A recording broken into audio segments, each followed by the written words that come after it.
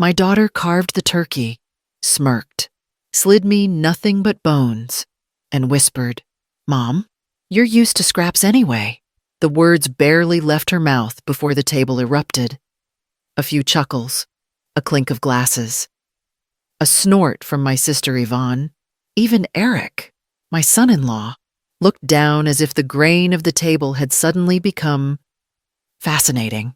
No one stopped her. No one even blinked. I felt the heat rise in my cheeks. But I didn't argue. I didn't correct her. I didn't remind anyone that I was the one who raised her alone, that I worked late shifts in Duluth so she could have ballet lessons and clean clothes and a future she now pretended she built by herself. Instead, I kept my eyes on the plate of scraps she pushed toward me. It looked like the remains of something once whole. In a strange way, it matched how I felt in this house. My God, Renee, Eric muttered under his breath. But she only tossed her hair back and said louder, "Oh, lighten up. Mom doesn't mind." I set my fork down. The sound was soft, barely noticeable, but it cut through me more sharply than her words. Renee kept carving, handing out perfect slices to everyone else, performing for a room she desperately needed to impress. That had always been her way in Minneapolis: loud, polished, untouchable. She had no idea what I knew. The envelope in my purse felt heavier with every breath. I had opened it only once, 2 nights ago, sitting at my small kitchen table back in Duluth. Numbers, transfers, a signature that should not have been there. My late sister's inheritance, quietly drained years ago. All roads pointed to Renee. She laughed again, brushing off the tension she created. I stood, smoothing the front of my sweater, ignoring the startled looks. "Mom, where are you going?" she asked, still cheerful, still certain she owned the room. "Just stepping out," I said. My voice was steady. I walked away from the table. From her, from all of them. None of them knew it yet, but something had shifted. And once it shifted, nothing in this family would ever be the same. Renee's voice was still ringing in my ears when I stepped into the hallway, sharp, polished, practiced cruelty. I leaned against the wall, letting the noise from the dining room blur into a dull hum. It was strange how easily she could humiliate me now, as if the years I spent raising her had been reduced to a punchline she could toss across a table. I remembered the night my husband died. Renee had been 12, thin as a reed, crying so hard she hiccuped through every word. I held her on the floor of our little Duluth living room and promised her she would never lose anything else. I meant it. I worked double shifts at the library and the grocery store. Some nights I skipped dinner so she could have enough for lunch the next day. She never knew that.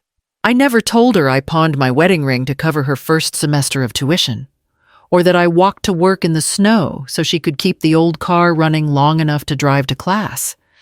As she got older, she grew hungry for something bigger than Duluth. Minneapolis offered her the life she wanted: high-rise events, charity galas, women who talked more about handbags than heartache. In that world, she reinvented herself. My daughter, the girl who once sat on my lap reading picture books, became someone who introduced me as my mother from up north, the way people explain an outdated appliance they keep for sentimental reasons.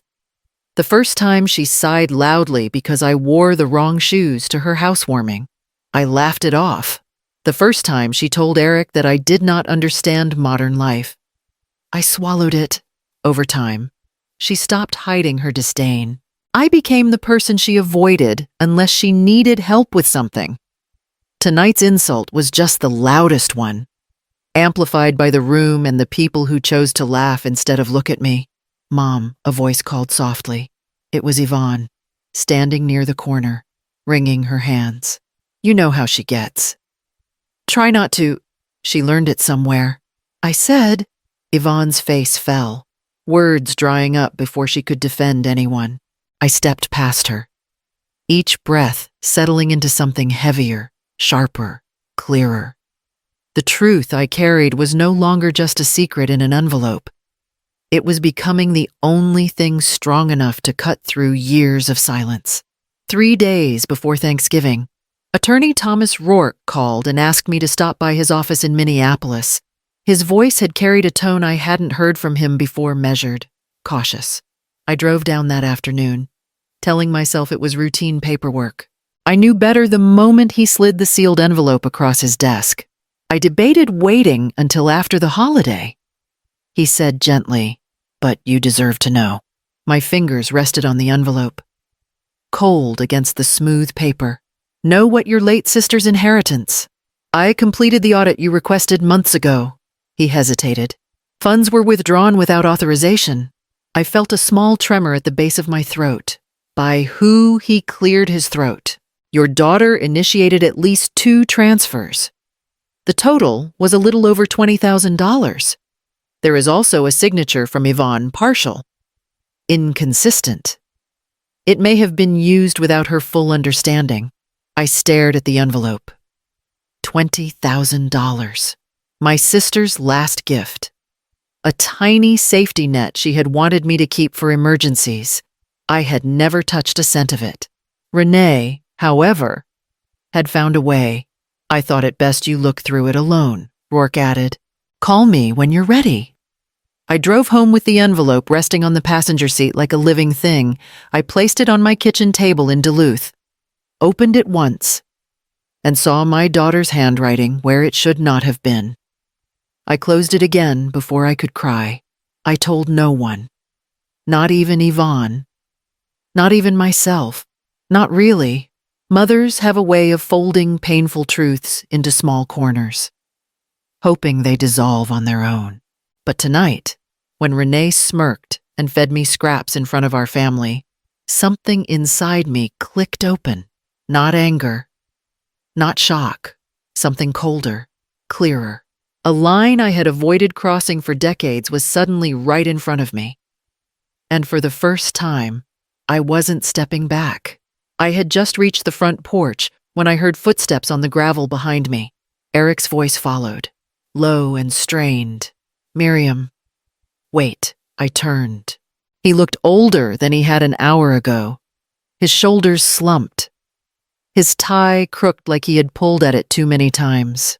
"I'm sorry," he said before I could speak. "For what she said in there, for all of it." "It's fine," I replied, though my voice betrayed the lie. "No, it isn't." He rubbed a hand over his face. "I should have stopped her. I should have said something. She talks like that because she knows no one will challenge her." I studied him. He wasn't defending Renee. He was unraveling. "She controls everything." He continued. "Every dollar, every plan, every conversation. If I say the wrong thing, she freezes me out for days." His voice thinned. "We're drowning. Miriam, we're in debt I did not even know we had until last month." My stomach tightened. Debt. She keeps up this image in Minneapolis. Designer clothes, charity tickets, dinners for the sake of being seen. She calls it investment in her social network. He gave a hollow laugh. He hesitated before adding, "There are charges in our accounts, transfers I never approved." I thought I was imagining things, but after what you showed her earlier, her reaction, it makes me think she's been taking more than just your sister's inheritance. A cold hum settled in my chest. "You think she's misusing your finances too?" "I do," he whispered, "and I think she's been doing it for years." Behind him, laughter drifted from the dining room, bright and artificial. "It didn't reach either of us." Eric exhaled shakily. "I don't know how much more I can ignore." I looked back at the glowing windows, at the silhouettes moving inside. The truth was circling all of us now, tightening its grip, and none of us were walking away untouched. Attorney Rourke's office in Minneapolis was quiet when I arrived, the kind of quiet that made every decision feel heavier. He stood when I entered, his expression already softened with concern. "Miriam," he said, gesturing me in, "I take it you reviewed everything I did." My voice was steady, but only because I had practiced it all morning. And I'm ready. He sat across from me, opening a thin folder. Changing your will is simple. Living with the choice is not. I know, I murmured, but I can't leave Renee the chance to take anything else. He adjusted his glasses. Tell me what you want done. I swallowed, tasting the ache behind every word. The house goes to the Lakeshore Women's Foundation. They help single mothers in Duluth. A good choice, he said, making notes. My savings. I continued. Go to the North Superior Support Program. They kept me on my feet when Renee was a baby. He nodded again. And your daughter? She gets nothing, I said quietly. Not a cent. Not a piece of furniture. Not a photograph. Rourke's pen slowed. We can add a no contest clause if she challenges the will. She loses access to everything, including personal items. Add it. He studied me for a long moment. You don't sound angry. Most people making decisions like this come in breathing fire. I'm not angry, I said. I'm mourning. The daughter I raised is gone. The woman who took that money, that woman doesn't know me, and she doesn't want to. Rourke closed the folder gently. She will retaliate. You know that. I do. He slid the documents toward me. The pen felt cold between my fingers as I signed my name. One steady stroke after another. When it was done, I set the pen down and breathed out slowly. For the first time in years, the boundary between us wasn't invisible anymore. It was ink. It was real. Renee didn't bother knocking. She shoved open my front door in Duluth so hard it rattled against the wall. Where is he? She demanded. Her eyes were wild, her breath sharp. Eric has barely spoken to me since Thanksgiving. What did you say to him? I said nothing. I replied. He came to me. She scoffed. Right. Because my husband always runs to you for advice. She stepped closer. Her perfume too strong. Her voice trembling with anger. Tell me what you did. I picked up the folder from the coffee table and held it out. I did nothing.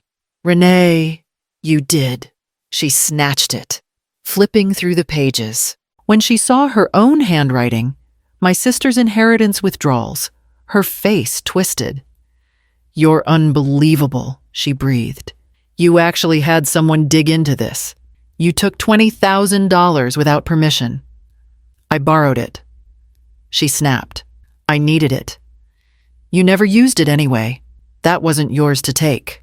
Renee's denial cracked open like thin ice. She dropped onto the couch, burying her face briefly in her hands before exploding back to her feet. You always make me the villain, she shouted. Do you have any idea how hard I work to keep our family's image clean? Minneapolis isn't some small-town charity circle. People expect standards. I only expect honesty. She let out a bitter laugh. Honesty. I am the only successful child you have. I deserve the inheritance. I kept this family relevant. The front door opened again before I could answer. Yvonne stepped inside, her expression stiff. I heard shouting. Renee spun toward her. Did you know she was digging through my accounts? Yvonne's lips parted, then pressed together. That silence was all the truth Renee needed. You both plotted against me, she said, voice cracking. All of you. I didn't move. Neither did Yvonne. Renee looked between us, her practiced confidence collapsing piece by piece. Whatever image she'd built, the mask she wore so tightly had begun to split down the middle. Eric arrived just as Renee's voice rose again, sharp enough to slice through the walls. He stepped inside without removing his coat. His eyes locked on her in a way I had never seen before. Renee, he said quietly, stop shouting. She whirled around. Where have you been? You ignore my calls. You disappear for hours. And now you think you can just walk in here and I checked our accounts. He interrupted. His voice didn't rise, but something final settled beneath it. There are transfers I did not authorize, withdrawals I never saw. You lied to me. Renee stiffened. You're blaming me for your incompetence. I'm blaming you for hiding the truth. He said, for years. The room went still. Even she seemed startled by how calm he was. Eric took a deep breath. I need distance. I'm staying with a friend for a while. Renee's mouth fell open. You're leaving me over money. It's not the money, he said. It's the lying, the pretending, the way you treat everyone who cares about you. Her voice wavered. You're choosing her over me. I'm choosing honesty, he replied. Something you haven't chosen in a long time. Renee sank onto the edge of the couch, breathing unevenly. Eric turned to me then, his expression softening. I'm sorry you were dragged into this, he said. You didn't deserve any of it. He left without waiting for Renee to respond. The door closed behind him with a soft click. But it landed in the room like a crack of thunder. Yvonne lingered near the hallway, her hands trembling. When Renee stormed into the guest room and slammed the door, Yvonne finally spoke. I should have said something earlier, she whispered. About the inheritance, about the transfers, about the way she talks to you. I stayed quiet because she made me feel important, part of her world. Her voice broke. I let that matter more than you. I didn't answer right away. Silence settled between us, heavy and honest. And in that silence, I understood how much damage it had done long before tonight. The first notice arrived on a Tuesday morning. Renee called me within minutes, her voice sharp and panicked. They're auditing me. She snapped. Why would they do that? Why now? I didn't answer. Another notice came on Wednesday: restitution for the $20,000 taken from my sister's inheritance. By Thursday, her access to every Hale family asset had been legally revoked. And by Friday, the Minneapolis women she clung to for approval had scrubbed her from their events, chats, and committees. One of them even sent her a message telling her to lay low until the scandal settles.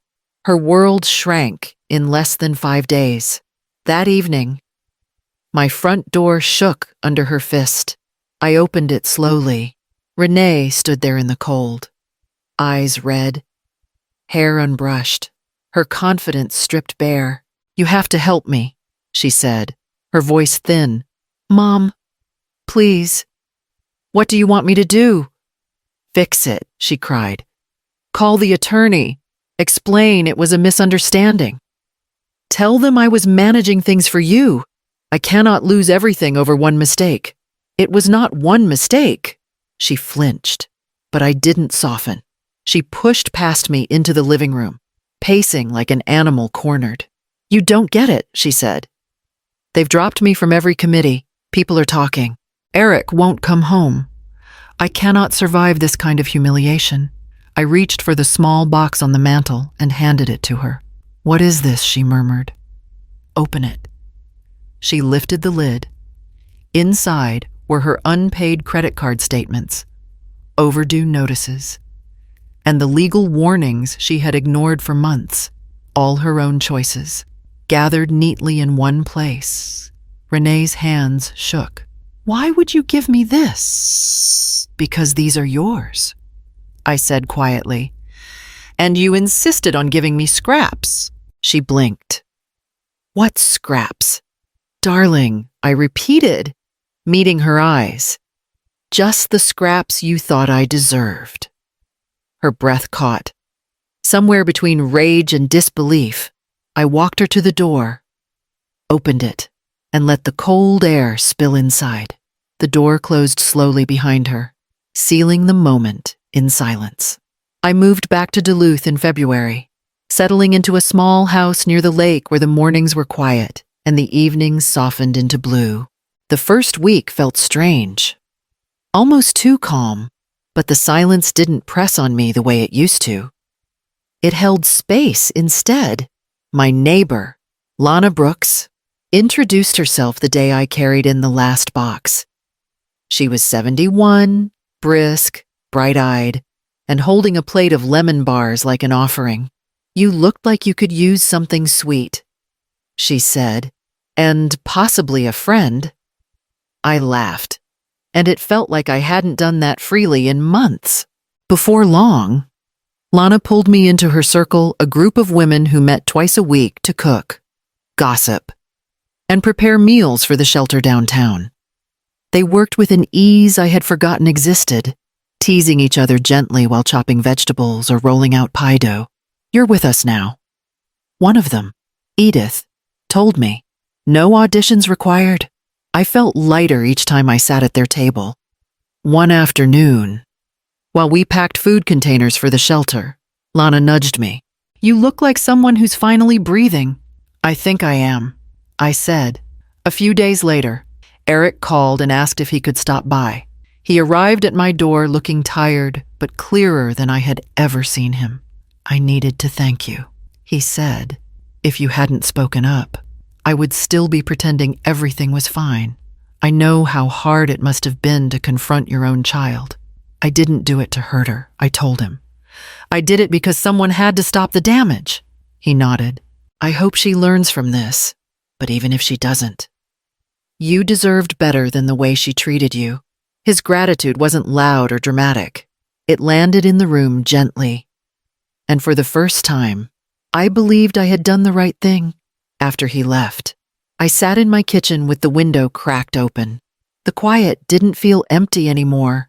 It felt like a door opening somewhere inside me, wide enough for a new life to step in.